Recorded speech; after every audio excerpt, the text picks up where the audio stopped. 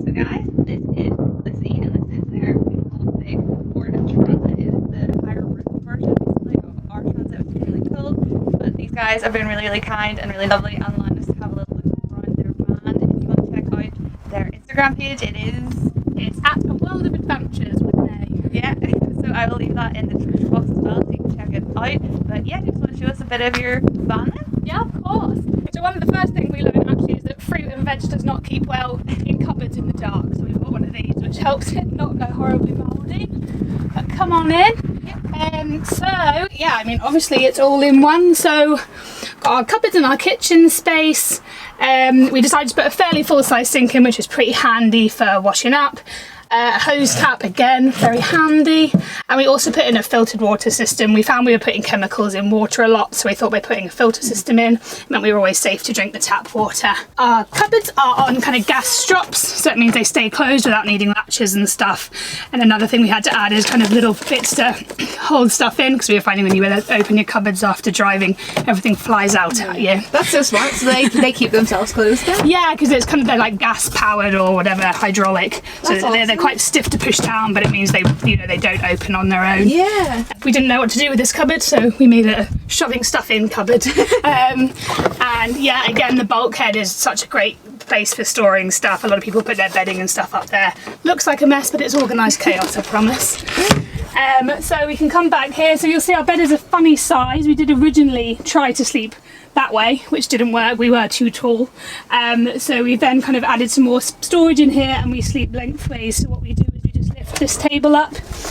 We've got a bit of wood that goes there to strengthen it, and then there's a bit of wood under here that slides out, and then the two sofa cushions here and here go on top of that, and that makes a kind of full-size bed for Tom and I. We also decided to put in a full-size fridge, a three-way fridge rather, so we were using a cool box. Electric cool box, which we just found used so much of our battery power, so we use that now, which works really well. And what batteries do you have then to power like stuff like your... So we've got two leisure batteries which sit under here, and we've got two different ways of charging those. So we've got 300 watts of solar on the roof, just those flexi panels, and we've also got a battery to battery charger, so as we drive it charges the leisure batteries, and then we also can run the fridge off gas. So we actually installed a refillable LPG system by a company called Gassit, so that runs the cooker in the fridge as well. And it's about a fiver, €5 to fill up and lasts us 2 or 3 weeks. So we'd probably recommend that if you're doing a lot of travel, because if you're changing bottles in different countries, you often have to pay to get different bottles. So I think you guys have found that actually, haven't you? So, again, depends on what you're travelling for, but I'll hop up here. Not so much to show you. All our clothes just live in here. Not so tidy at the moment, but managed to keep most stuff up there. And yeah, again, just kind of shoving storage space in here. No, that's great. I love like your top cupboards, like they're so cool. And I take it that's the same system then, they just keep themselves closed. Exactly, yeah, they totally do. And then we've got actually some storage under the bed, just from where we lay the wood when we were building the bed. It kind of built these pockets, so for stuff that we're not using, like now our coats and stuff, we just shove in those little pockets, which is handy. And it also serves as a bit of a safe, so we put passports and wallets in there when we're out, because it's not totally obvious that there's a space under there. Top 2 roof fencing, which are pretty much a lifesaver when you're travelling in Europe in the heat. So they can go on kind of push or pull air, so if we set one on pulling the air in and one on sucking it back out, it gets a bit of flow in there. And another addition we made after a few months in the van is putting these portholes in, because we were finding in the back it was quite dark, and when you're in the summer, and it's kind of nice to have light in and also just some air. So these open right down, meaning that you can kind of flow the air right through. They are actually for boats.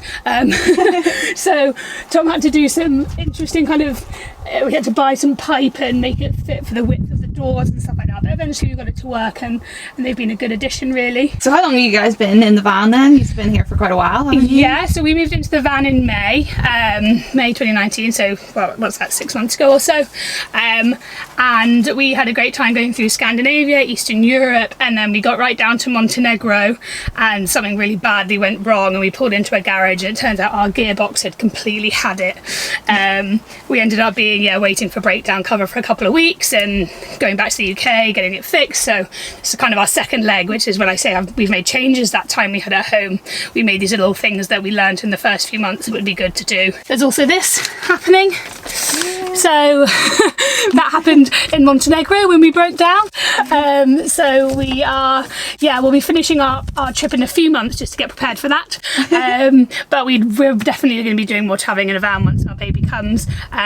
We've already sussed out that sofa would make quite a nice little so you can turn this into a little, like, yeah, I think you can put a little, safety barrier there or whatever. So that's such a good idea. Yeah, we met a lot of families on the road with children and babies and stuff. So yeah, they were pretty inspiring, and it's totally something you can do. And it was nice to see that children kind of on the end of your freedom and things like that. So yeah, I think the only other thing to mention is we used to have a toilet cubicle. So one of our main things when we were building it is, we must have a private toilet cubicle, it'll be so nice.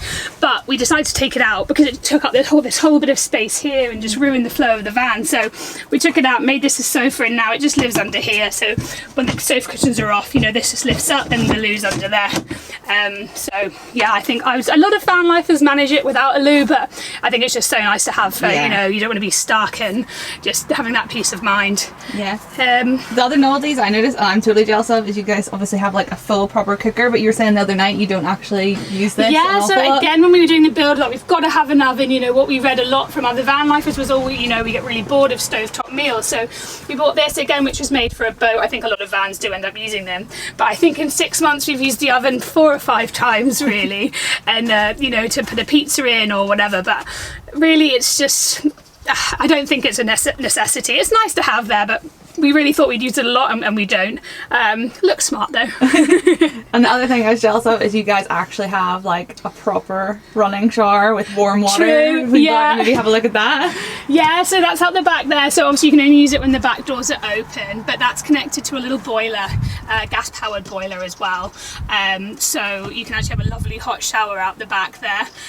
Obviously the only thing is it absolutely rinses your water, so you have to be pretty limited when you have a quick shower, but it's nice again to have that freedom to not have to go to a campsite or a beach or whatever to get a shower. Although when you're up in the Dolomites it's -2, it's not quite so nice, but Tom still was brave enough. I wasn't. I decided to be stinky and wait a few more days. But yeah, it's just little luxuries. We did a lot of research before the build from other people who'd done long-term van travel, and kind of took those into things that would be handy to have. Can we jump around the back and see how you like fill up and stuff? Yeah.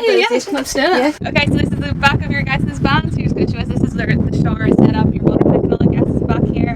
But what I thought was neat is how you fill up your water and like how you fill up your gas. You don't need to pull everything out. Exactly, yeah. So the shower's here, we just pull it down, face it a little bit away. We have a curtain that goes between the back doors if we're not somewhere completely wild. To fill up our water, we just have this pipe here which runs, our water tank is 125 litres and it's right at the back. You won't be able to see it, but this pipe runs into it. You just take the cap off and we run this hose, well not this hose pipe, a bigger one, into the end, attach it to the tap and then just wait for it to fill up.